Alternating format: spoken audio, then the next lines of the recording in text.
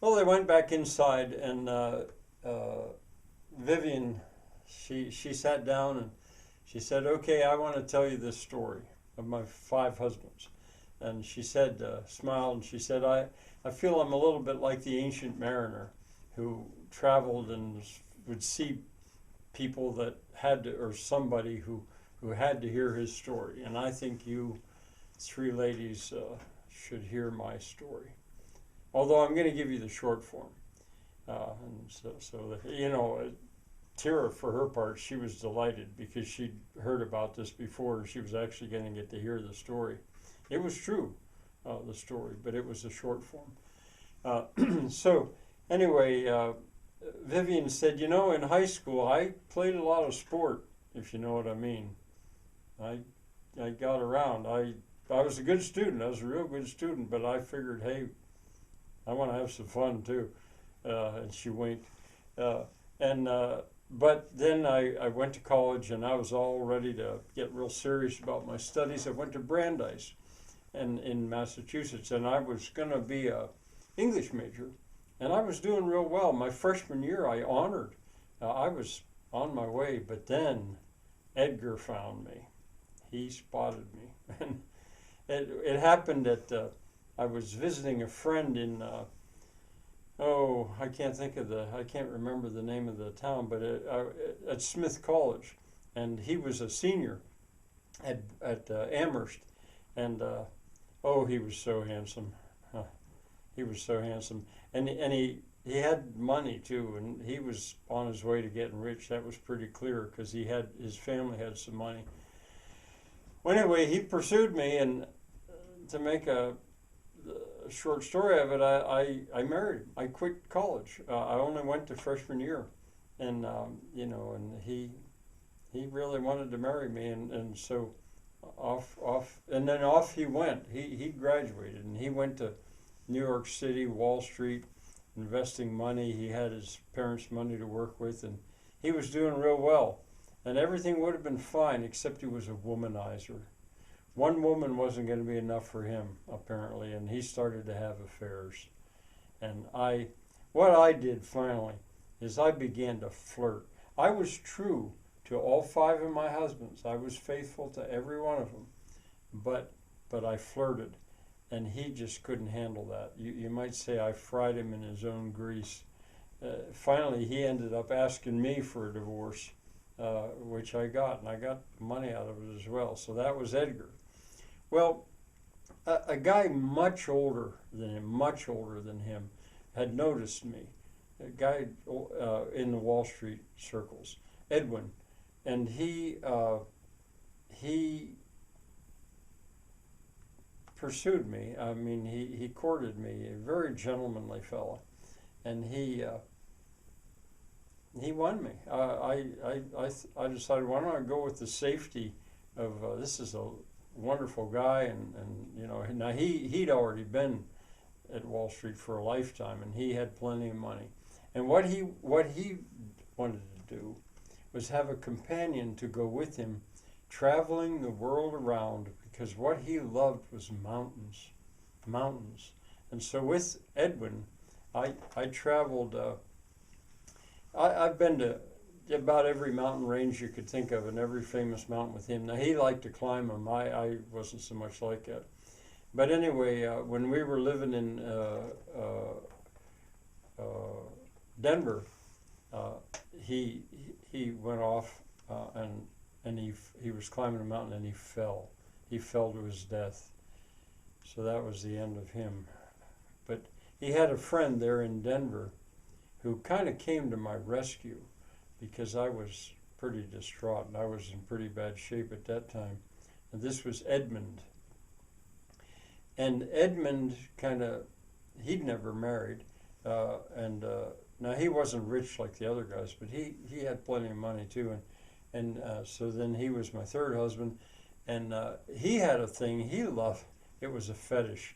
He loved, it's going to sound funny, he loved bathing. And he didn't like to bathe alone.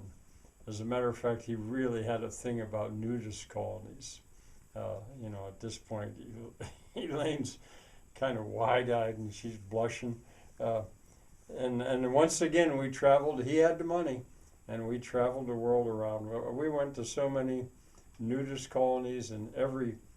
Well, I'm going on too long about that. Anyway, so we traveled a lot, and that was his thing, and we did it. But the thing about him is he had the idea that beds were for resting and nights were for sleeping, and you might just say I was a little too much for him, and it was in Bath, England, that traveling that he finally. To put it short, I'll just say he kind of got washed up. So there I was again, and now I stayed in that was 3 husbands, and I stayed in England again. I was thinking about not ever marrying again, but anyway, I ended up down at Dover, England, and there is where I took on this profession, which I like to think of as siduri.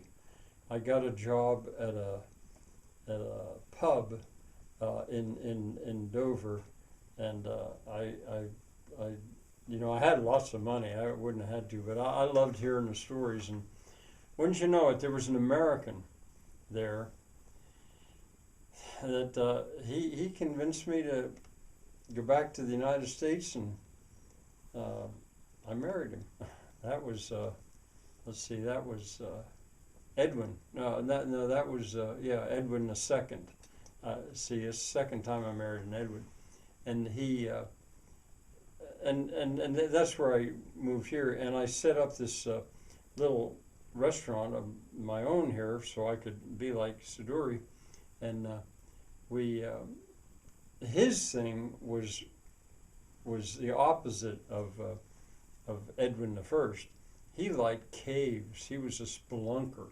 We traveled through Europe, famous caves, and it was in traveling around the United States. It was actually in Mammoth Cave, Kentucky, I think, where that's where his hobby did him in. He got lost. As far as I know, he's still in that cave, but he just went in and never came out.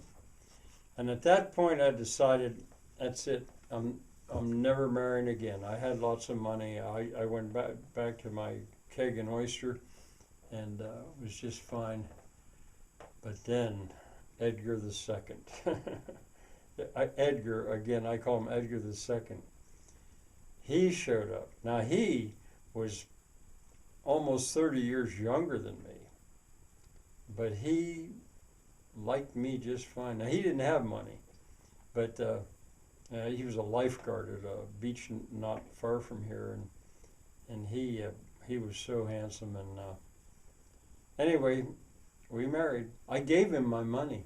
I didn't need the money. I kept my my restaurant here, but I gave him my money, which was fine. I was really taken with him. But once he had that money, he started to act like he was my master, and like he could tell me what to do, that it was just completely different.